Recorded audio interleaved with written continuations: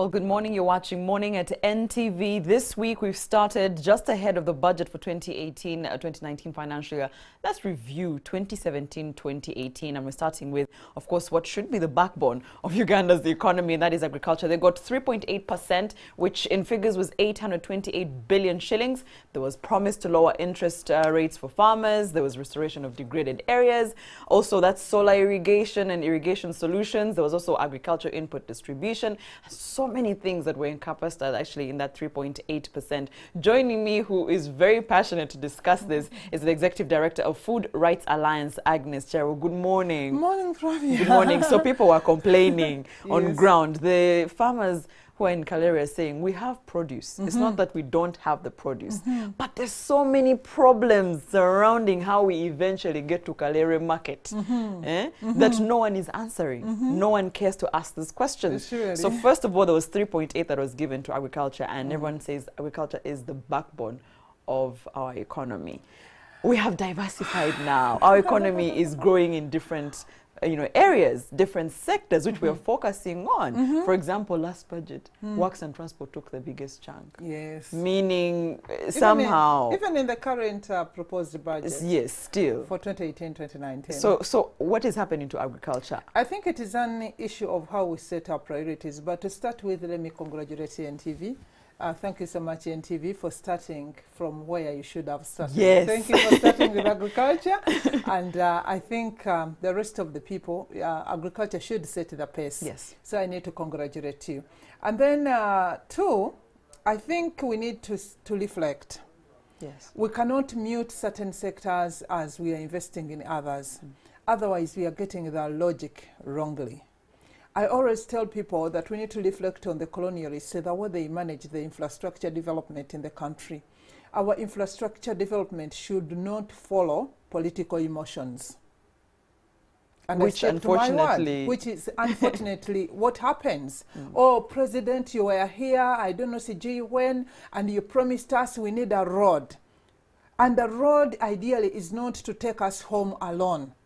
A road is a facilitating infrastructure, which should facilitate to make money, and then the returns come back to the coffers of the state for the investment made. What are we seeing? We are seeing a lot of investment that is not going to bring returns because actually production that is happening is not linked to this kind of infrastructure development. How did the colonialists do it? They did it selectively, and I think I would urge our politicians to do it that way. Societies and communities, one should be motivated to produce, and they should be supported to produce selfishly, and then to follow that, we follow it with infrastructure. We should stop making assumptions and imaginations. We shouldn't also be producing for our stomachs and our little homes of 5 people and our communities. There is no problem, and I'm telling you the peace that is prevailing in this country is because of that. We're producing for ourselves. People are producing and they are eating without actually asking the state any question. And any problem that befalls them is attributed to other things except the way they are being governed and the way they are being supported by the government. And it is actually people who say that. They haven't looked at the other side of it.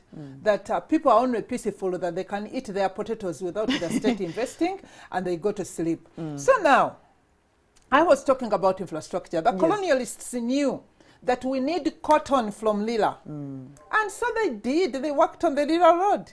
We need this coffee to support that production and then support the production and the marketing of that particular enterprise. They did not make roads to disappear in bushes and then the rats and snakes take advantage of the road. No, we shouldn't invest like that. So now, as we are thinking of investing and putting a lot of our money into roads, network, it could be good. But my biggest question, the road going where to bring what? I hear what you're saying. You're saying we're discussing agriculture, we're discussing produce farmers and everything.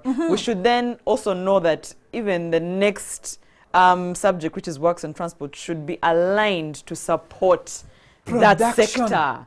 Yes, that yes, we are putting so much on this road to bring so much produce from here to here, and then the government Accessibility, is yes. going to make a lot of so much, and even the people, they will pay so much after that, and at one point we shall be able to pay for the loan we accessed to make that road, which is not happening. Fantastic. On the screens, of course, we are live also in Kalere Market as we show you some of the produce that we do have in Uganda. But in the studios, the discussion is with Agnes Cherabo, Executive Director of Food Rights Alliance. So questions of quality control. No one is going to any of these farmers in their gardens or their farms to check quality.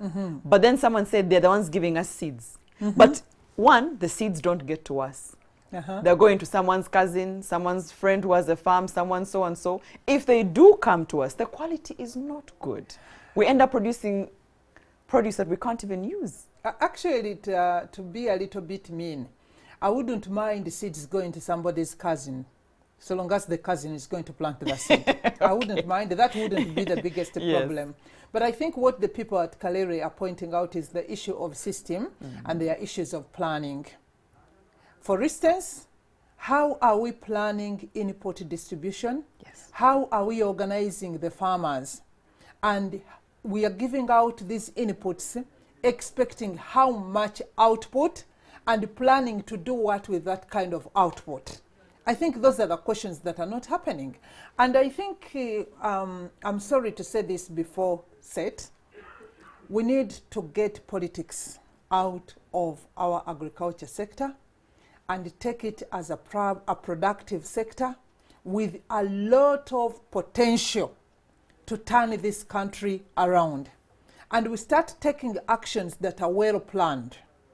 We cannot do everything everywhere. No. Even when the government has a target of 20 million bags of coffee, coffee cannot be produced everywhere. We need a fallback position. Yes. And then we know we are distributing so much coffee of this kind of variety. By the way, it is not about the 2 million bags. It is about 2 million bags of which variety of coffee for which market, and we are negotiating for which kind of price on that market, such that the government and the farmers and every player around that value chain makes a profit out of it, and that is inclusive development. So we cannot start assuming distributing this here, distributing this where, distributing. I'm telling you, of recent I was in an African Union meeting for agriculture, of course, and somebody said, okay, Uganda, come and tell us, for you, what are you producing and what are you selling? I was okay, what should I say? Because we are producing ideally everything. And somebody is going to ask me, should I say coffee? They're going to now ask me which variety. Because then the next questions will which negate variety all, and where are you selling it and at how much? Then I start saying, now, which coffee seedlings are being distributed? So now, whereas every person enjoys condemning farmers and say Ugandan farmers, they are subsistence, they are disorganized, they are what? Actually, they are more organized. So who isn't? They are the ones conducting business in the most disorganized kind of environment, and they haven't quit business. Okay. So many people close the shop and go home, but these farmers are a little resilient, they hang in there. And it is us that are failing our agriculture system. It is us that are causing that confusion. Okay, you said we are given 800 and something billion. Yes. And that's a sad piece of news, because the last time I looked at the ministerial policy statement, the projections were at 901 billion. And again, I was complaining because the National Development Plan had projected to give agriculture 1 trillion plus. So now it went in the ministerial policy statement at 901, and now I'm hearing about 800 and something. And I don't know, by June 14th, when the budget might be ready, it will be 200. Okay, but let me ask. Before, when we were off, we talked about who negotiates for what quality, all those details. And if you're going to tell me government is the one in charge of saying that this is the quality we should be producing. So let's work backwards. Let's go to the farmer. Let's give them the specifics, whether it's inputs, whether it's tools, whether it's funding, whether it's to make sure we, as a country, produce this type of coffee and this variety to make sure we get more money out of it. And so this kind of market this is kind, where this particular variety so you were saying, is for required. example, if Kenya has a problem, their farmers are not going to come have They shouldn't have a round Their table traders discussion. the traders shouldn't go They to have no Namutumba. business They shouldn't go there. that discussion. The government, we should be able to speak to the Ugandan government and say, we have X amount of production problem. What can you do to help us? That is it. So is it a question of government not knowing how to do it, or they know it but they put their hands elsewhere where they feel is more valuable? It is not only putting their hands everywhere. I think we found a scapegoat as a state, which is terribly wrong. Because it's time, fellow Ugandans, we started questioning and appealing to our government to rethink the macroeconomic policies that are running this country. Liberalization has not worked not only for us, but also in the places where it started. You remember the battle between China and the US over steel, and then I'll tax your produce and all of that with products. It is because the market could not determine the rules of the game. And poor Uganda, we are still fooling ourselves that the forces of demand and supply are going to define the rules of the game here. The state has a duty and an obligation. And fellow Ugandans, you need to believe me that all these multilateral and bilateral trading negotiations we are seeing at all of those levels, these superpowers are not doing anything. They are negotiating markets for their private sector, for their farmers, for everything. Even this aid that we are receiving in terms of food aid, it is food produced by farmers elsewhere, and their governments come to our governments to negotiate that food as aid, and for us we think it is free food. It isn't free food. It isn't free food. There is a price to it.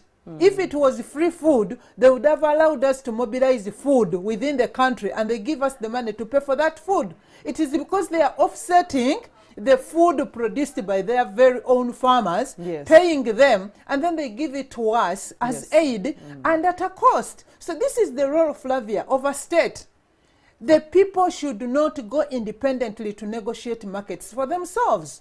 Yes, we want to... I think it even actually puts them at a disadvantage. Of course. Well, let us allow every party to do its job. Part, The farmers, if they are doing the production, the marketing must be organized by setting the right rules, by negotiating the right markets for the produce, and by providing the necessary safeguards, such that the producers are not always at a disadvantage. I did a post, because there was this proposal, and I think I picked it from the NTV platforms, that there was a proposal, if you are a tax proposal, if your business keeps making losses for 7 years, then URA is going to tax you, you know? So I did post, and somebody responded and said, okay, when it is 6.5, I'll start a new one. It makes losses. Just sell for 7 and get taxed. And he said this, I will end up in agriculture that keeps making losses anyway. And for still all of the years, for all of the years. But so let me ask you, where eventually I want you to sort of break down that NADS and also extension reforms. But you have talked about how governments should be negotiating for the farmers and all of that. I'm wondering, fine, we see government's position in agriculture and what they should be doing. Break down for me what you think the layman, the farmer, what's their role? What's their responsibility? Actually, farmers have never failed in their role. They are doing it diligently. I have never seen resilient entrepreneurs like farmers in Uganda or farmers in Africa. They keep making losses on a daily basis, but they keep investing, and they hang in there. So for them, they have done part of their duty. So a farmer is not supposed to look for their own funding. A farmer is not supposed to talk about input distribution. A farmer is not supposed to look for their own seedlings. A farmer is not supposed to negotiate for their own market, negotiate for their... You know, what do they do? But let me tell you this. The system must work. Okay. And you have had this discussion that the whole thing of market failure. The whole thing of market failure is not about farmers failing to negotiate for that market. It is because the rules of the game have failed. The referee is in slumber. And therefore, even if you take me to a wrongly judged game where the referee is busy asleep, you cannot say I'm a poor player in that game.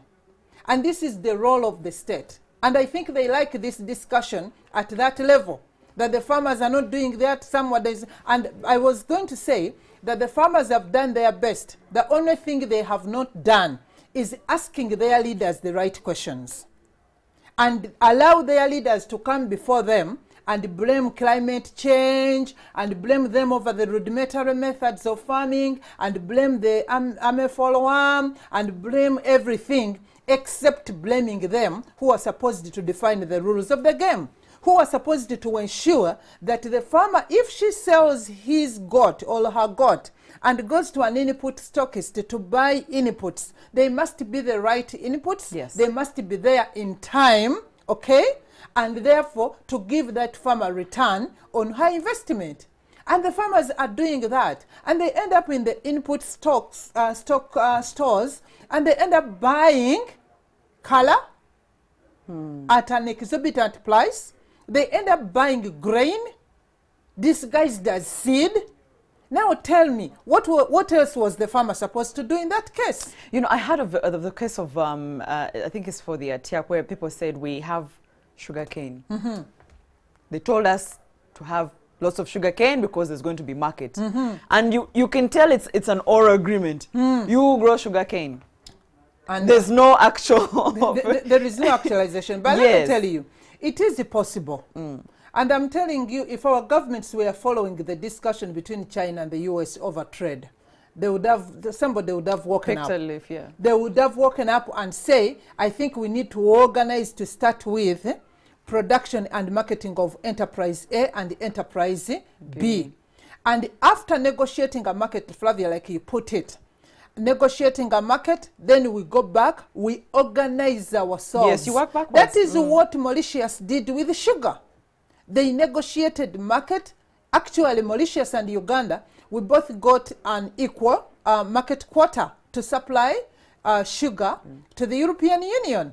And poor Uganda, because of the manner in which we are doing things, we never supplied a single grain we of can't sugar. Manage production? We couldn't come back and organize ourselves. Mauritius went back and organized. They had understood what they're supposed to supply as a country and not as farmers.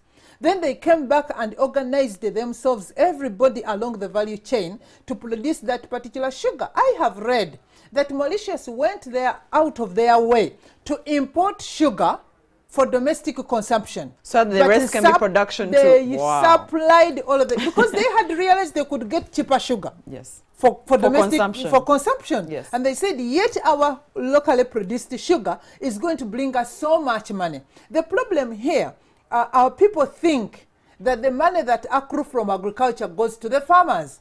That money is supposed to come into the economy, and then the economy supports performs. The farmers eventually. And you see, when we are talking about the poor performance of our economy, the definition is very clear. The majority of the population in this economy are consuming from the economy without producing into the economy. Because over 80% are along this failing sector that we are talking about. Yes. And let me tell you, our government is going to come again and tell us, the last financial year, agriculture performed so well at this rate. And you're going to ask them what was the return on environment, and the statement will conclude, because the rains were stable. Morning at NTV, we have Agnes Cherabo, the Executive Director of the Food Rights Alliance. If you're just catching this, we're having a budget review ahead of the 2018-2019 financial year. We're now checking, checks and balances of the last financial year, and we're starting with what should be our backbone of the economy. But Agnes has fiercely spoken out about how the structure is not helping us, yeah? It's supposed to trickle from one to the next. We're supposed to, our government is supposed to go and say this is what eventually needs to be our output, our productivity, then work backwards and say we have market, we need you to produce X amount. What do you need to produce X amount of produce? How can we help you and support you? But it's interesting, the biggest discussion that I think many people, it should have closed. NADS. NADS, we are coming back to NADS. that if we have space. We are going to come back to We that. need to just break NADS in now before we go into your thoughts of what should really be projections of the next financial year. Actually, the NADS story is a very interesting story. And it is because as a government, as a country, we mute and we disguise ourselves that we have reformed. We're muted. We just Why is it mute, not really muted? We just mute, but we do not reform. And we call it reforms. The story of NADS falls back to around 99, Operation 2000. Wealth Creation. No, 99, 2000. She's refused. Let's go back to NADS. 99, 2000. This is when the whole word NADS start coming in. And you recall those are the days of the Plan for Modernization of Agriculture. And their advisory service was conceptualized as one of the pillars within that plan. I was still quite young at that time. And you know, what happened, the rest of the pillars did not take off. In the Plan for Modernization of Agriculture. I think ideally 2 pillars took off. It was NADS and NARO. So now we see NADS coming. When NADS came, we had a whole legal process. And then we enacted the NADS Act. So NADS started operating as an advisory service provision center. Agreed. But why did I talk about mute without reforms? Now, when we did that, we thought by assumption that the public agriculture extension system that was prevailing, and locally people are calling them Molimesa, we thought that that one will somehow sort itself out. Yes. Let us mute it by not giving it money. We put money in NADS. Now these human beings will be motivated with the money that we are putting in NADS. The other side, yes. And then they will close. They will come and ask for jobs, get so much money. And when eventually there is no person here, we shall have a justification to say there is nobody here. Let us close. Human beings are very interesting people, and policymakers need to learn this. So now, so many people go to public service not to get the money.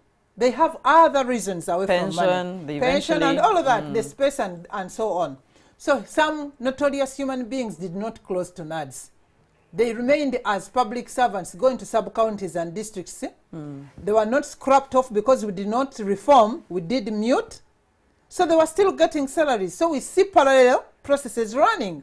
One, people are being paid salaries. They have no work. The others are being given all this facilitation and they are running around. Yes. So from around, things were good 2001, 2002. By around 2005, everybody started complaining about NADS. Everyone complaining. What do we see? We say, okay, let us rethink. Did we make the right decisions? From around 2012, 2013, 2014, we embarked on the reforms of agriculture extension system and service delivery in Uganda. Again, we are repeating the same mistakes we did in 2000. Yes, we proceeded with these reforms. We established a whole directorate in 2016, I think, 2016, a whole directorate of agricultural extension within the Ministry of Agriculture. We have a policy now, we have a strategy, we have a budget vote within the sector. Yes. We embarked on recruitment to fill and organize what we call the single spine agricultural extension system. So now we had a target by next year to 2018, 2019 to have recruited 5,000 agriculture extension workers. But for this current year, 2017, 2018, yes. Minister of Finance said if we are giving you non-wage is the money that facilitates people to do work, yes. Then we have to mute again the recruitment. So we have not recruited this year, and we have also been kicked out. We are not going to recruit for agriculture extensions next year. But now currently 3,032 agriculture extension workers have been recruited. In simple calculations, not in reality, in simple calculations, we must have brought down the farmer to agriculture extension ratio, yes, from one farmer to 2,400. I mean, from one extension worker to 2,400 to one extension worker to 1,800 farmers. Wow, but so we're cutting about 1,000. Okay. Yes, but our target, because FAO recommends one extension worker to 500 farmers. We are not so close. Now, I talked about reforms and remute, yes, running together. Yes. So now, we have this directorate running. But we have never reviewed or repealed or did anything to the NADS Act. Yes. So the NADS Act is still prevailing. The NADS Secretariat is operational. Their functions were changed, but they still have a budget vote and taking a substantial amount of money for doing functions that are not of their role within the law. So the budget now that goes to NADS, people need to understand it properly. The budget that now goes to NADS Secretariat, I don't know, I need to look at the most recent documents because I was having documents that were reading 901 and now I'm hearing 800 and something. Yeah. But by the time I was reviewing the ministerial policy statement, NADS Secretariat was going to take 28% of the 901 billion. And that's a substantial amount of money compared to the rest of the other agencies. For a muted... for a muted kind of that we don't know what we are doing. Yes. But what does this money supposed to do? This money is the money that supports Operation Wealth Creation. Yes. To give and do all of the distribution of the inputs that are all over the communities the way you're seeing them. Yes. So now we have, we do not know whether there are very close linkages between what Operation Wealth Creation is doing and the functions of the Directorate of Agricultural Extension. Does it serve a purpose that these NADS should get fused into the Directorate of Agricultural Extension, and then we see the provision of these services running? It sounds to me like you set up prematurely and then not know midway how to then break down all these, set up organizations or functions. I think we know. We know it. We just deliberately choose to do that. Okay. Because it is the president himself that suspended the NADS. And I recall it was a Women's Day of 2014 somewhere. I recall. This is when he suspended it. Yes. And then he paved the way for the reforms to take shape. But I think this speaks to a much bigger problem because there is a lot of mistrust by our leaders in the formal institutions. And we always create other parallel functions for convenience. And the reason that we always give, oh, this one is not performing, and they're not. If this function is not performing, either remove Cut it off. Cut it off. Cut it off. You say, okay, they are not performing, so I have conveniently found this one. This one. We cannot run a country. Agnes Chirabo, I want to pick your thoughts as we're winding up on what not projections per se, but what you would hope to see in the next financial year. But there's a tweet from Biaruhanga Samuel where #morning@10TV, and he makes a comment and says that the public needs so much education on financial management and also things like what soil suits which crop, what farmers can do. Says there's a lack of that sort of information for farmers on the ground who need to know, do I just find land and plant? What that information for I know nowadays everyone is somehow a farmer. Everyone finds a hobby. All of us. Agnes, everyone has a hobby of farming. What do you do? Part-time farmer. Part-time farmer. But do we know what we are farming? Do we know what soils we're using? What soils we have? What we should be, putting our energies into? So that was a very good tweet. Thank you so much, Biaruhanga Samuel, using the #morning@10TV. In fact, in a few minutes, we'll be checking in with Andrew Chamagero about 2018, 2019. What are you hoping? Because you seem to say that so far, we're not doing something right. What are you hoping the focus goes on to? First of all, you've already said that the money might go lower. We're at 3.8% for last financial year. We're hoping we not get to 2%.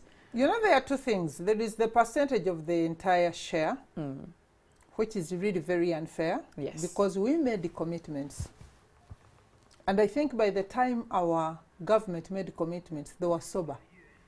We made commitments on 10% of our national budget going to agriculture without giving excuses of whatever goes in health is agriculture. 10%. And can you imagine, courageously, that was a commitment of 2003 in Malabo. And now, in Maputo. In 2014, we majestically ran and reaffirmed ourselves on the 10%. And now we came back 3.8.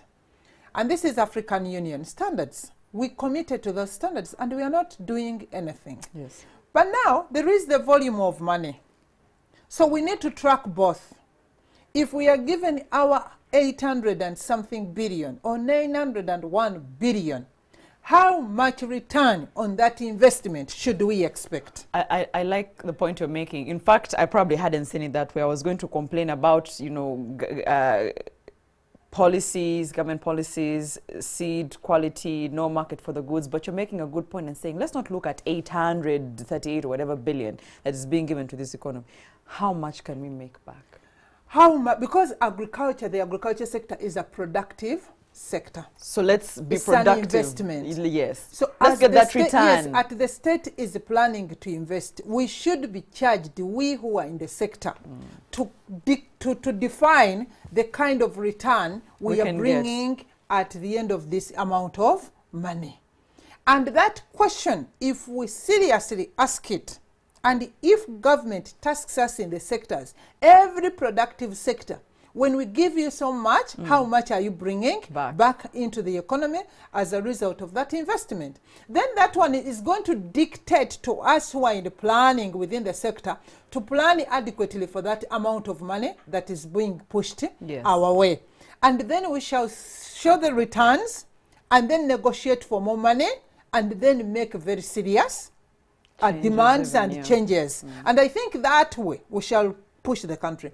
I need to tell you about the commitment. As we conclude, yes. As we conclude. We need to, sometimes people don't want to hear this, but let me say it. Rwanda, as a country, performed better in the recently released biannual review report against the Malabo commitments that we made together. The benchmark was 3.94. By luck, because it is luck or default, we performed Uganda at 4.5. And Rwanda was the best performing country in the rest of Africa. It performed at 6.1% against 10, 6.1 over 10. And when the Rwanda official was put to task, how did they do it? How can we learn? Yes, yes. And this gentleman said, we did only one thing. We nationalized the indicators and every sector became responsible and annually supposed to report to the presidents with performance against your respective indicators. We are not doing it here. Which we should. We are not doing it here. Definitely. We're pressed for time, yes. Yes, we are pressed. And I think, one, we need to put our monies where our mouth is. I hear you, Agnes. We should invest and take the money in agriculture for investment, and any analysis on our budget and any our tracking on this budget should be how much money are we going to make out of this little investment of 3.8%. Definitely. And to our government, you majestically marched and made commitments. 70+ of your population is in this sector that has a lot of potential to contribute to this economy. They have exhibited, I must express disappointment that we as a government, we are not doing what we are supposed to do. I'm going to have to cut you short there, Agnes. Thank you so much. But of course, the budget will soon be read. We will find out if the 3.8 sticks or, you know, goes higher. Hopefully doesn't go lower. And Agnes Cherop from the Food Rights Alliance, Executive Director, will be back to, of course, also analyze them. And hopefully some of her questions have been answered. Hopefully we've worked backwards from what sort of investment return are we getting to then know what percentage to put in agriculture. This week is the budget review. We started with agriculture today. I'd like to throw it back to you, Andrew Chamagero, who's in Kalere. Good morning. Oh, yes. Thank you, Flavia. And I want to thank Agnes Chirawo for giving such insights. One, I want to commend her for coming out strongly and say that the government actually is mandated to uphold the Maputo resolution of 2003 and the Malabo resolution of 2014. I mean, this is what we need. Then secondly, I want to share with her a few feedbacks that I actually got from my farmers. Yeah, they were a little rowdy, so I got the opinions that to share them with you guys. And one of them is that when she talked about the markets, that the farmers need to be organized, that they can have a market for their produce. Well, one of them cited that how about we have markets from the sub-county level, that government says we have markets at the sub-county. So if I'm a farmer of maize, can I have someone to sell this maize to in Bukoma and Simbi? So I don't need to come to Kampala. Sure. So the issue of the roads and all that, I actually out of my equation. So I'm actually good that side. And this return to investment thing could actually come through. Then secondly, one insightful thing you made, let's not look at the figure of the 836.7 billion Ugandan shilling to the docket of agriculture. I'm worried. You're saying that it could actually be chopped down. Where are we heading? Yes, thank you so much, Andrew Chabegoro. Although we're really pressed for time, but you make very good comments, and Agnes Chirawa was nodding, saying, yes, it's true. Why come from Mukomansimbi, wherever it is, and come bring your maize? And yet have to go back on the farm. First of all, if you said even the roads, that road to you is a problem. So definitely, it's a budget review week. We started with agriculture. The conversation doesn't have to end here. It's a big one. So the hashtag is morning at NTV. Let's take a break. We'll be back with Take Note.